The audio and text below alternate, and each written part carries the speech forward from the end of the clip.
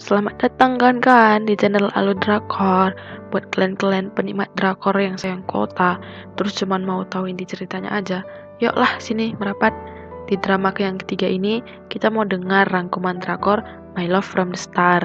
Itu loh pemerannya, abang ganteng kita Kim Soo Hyun sama kakak cantik kita Jun Ji Hyun. Yaudahlah yuk, langsung masuk aja ke episode 1. Episode 1 dibuka dengan penampakan pesawat alien pada tahun 1609 di langit yang jernih dan cerah. Kemudian kita maju 90 tahun kemudian, tepatnya tahun 1698 tanggal 15 Agustus. Di suatu daerah ada seorang tuan putri kan berusia 15 tahun. Dia udah jadi janda tepat setelah pernikahannya karena suaminya meninggal. Nah, Tuan Putri ini diarak di dalam tandu oleh pelayan-pelayannya. Tiba-tiba, pesawat alien itu tadi tuh lewat melintasi mereka dan menyebabkan angin kencang. Jadi mereka itu kegoncang, terbang, bahkan sampai tandu si Tuan Putri itu terbang dan hampir jatuh di tepi jurang. Tapi tiba-tiba waktu itu berhenti. Semua benda itu berhenti melayang-layang. Terus muncul seorang pria berpakaian hitam. Dia jalan di antara benda-benda yang melayang tadi. Kemudian dia tarik tandu sang putri, letakkannya kembali ke tanah. Kemudian pria ini pun tarik nafas, dan waktu berjalan kembali dengan kondisi yang udah normal. Sang pria ini terus dia buka tandu itu, terus diajaknya si putri itu keluar.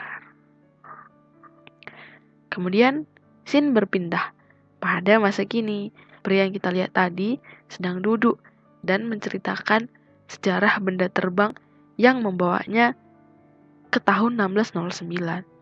Si pria ini menceritakan asalnya dari planet lain yang bukan di bumi, dan sejak tiba di bumi pada tahun 1609, dia udah hidup di bumi selama 400 tahun dan terus beradaptasi pada lingkungan bumi serta perubahan masa ke masa. Si pria ini penglihatan dan pendengarannya lebih tajam 7 kali dari orang bumi. Itu menjadi satu kelebihan tersendiri baginya. Bisa jadi juga jadi satu kekurangan karena inderanya yang lebih tajam membuat dirinya itu sensitif karena dirinya harus menghindari kontak dengan ludah atau darah orang bumi. Jadi dia selalu makan sendiri.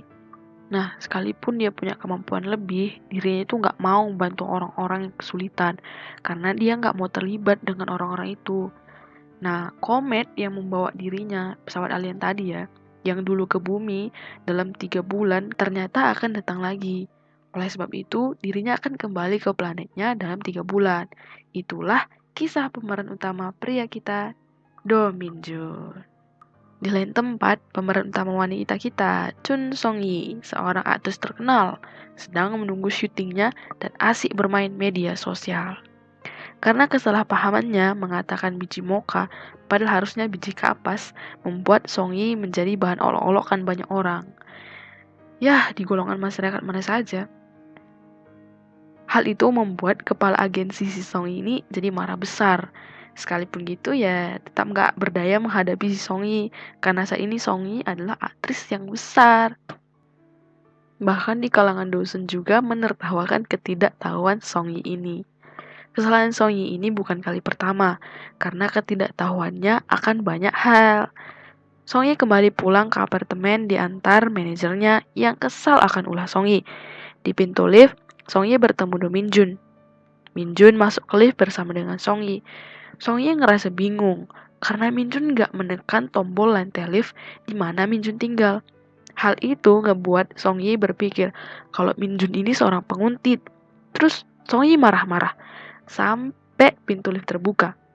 Min Jun keluar, terus masuk ke unit rumahnya yang tepat sebelahan dengan unit rumah Song Yi, membuat Song Yi malu-malu sendiri. Sementara itu, di perkumpulan ibu-ibu yang putrinya seorang aktris, Ibu Song Yi membanggakan anaknya, Song Yi. Ibu Song Yi dengan Ibu Semi selalu bersaing, saling membanggakan anaknya. Semi adalah sahabat sekaligus musuh Song Yi.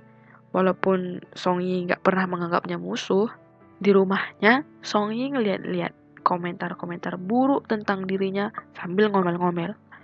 Songyi jadi makin stres karena ibunya nelpon terus nanya soal rumah baru Songyi.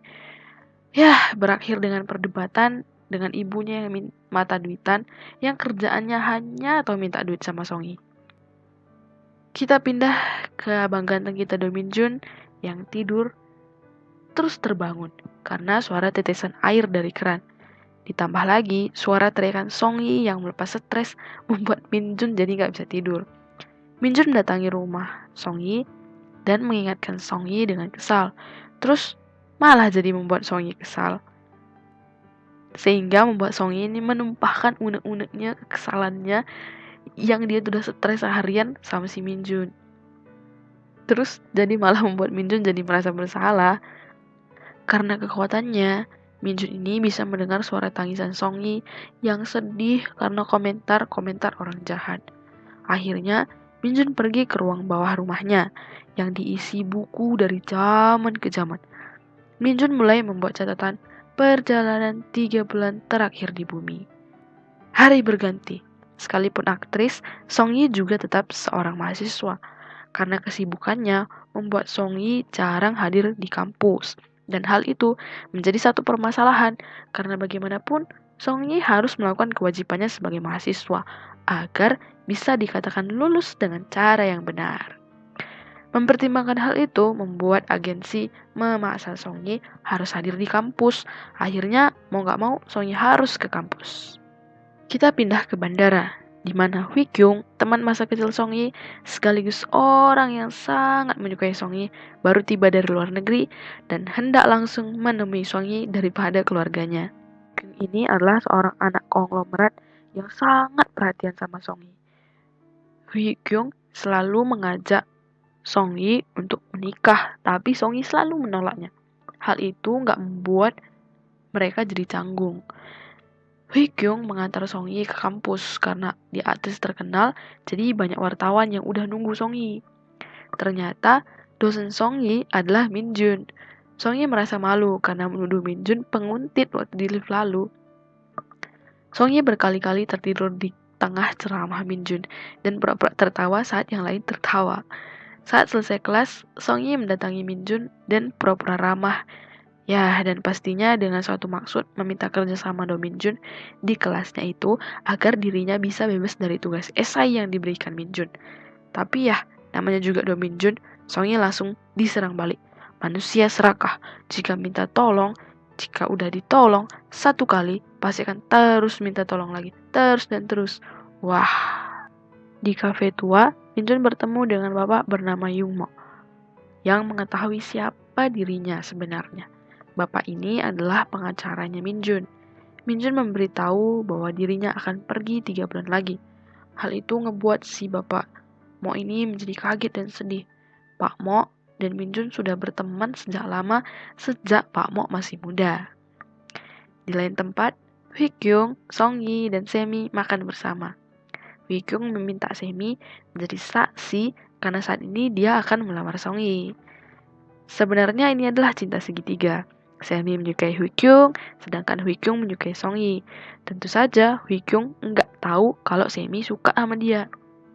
Semi yang diminta sedemikian sama Hui Kyung merasa sedih dan kecewa.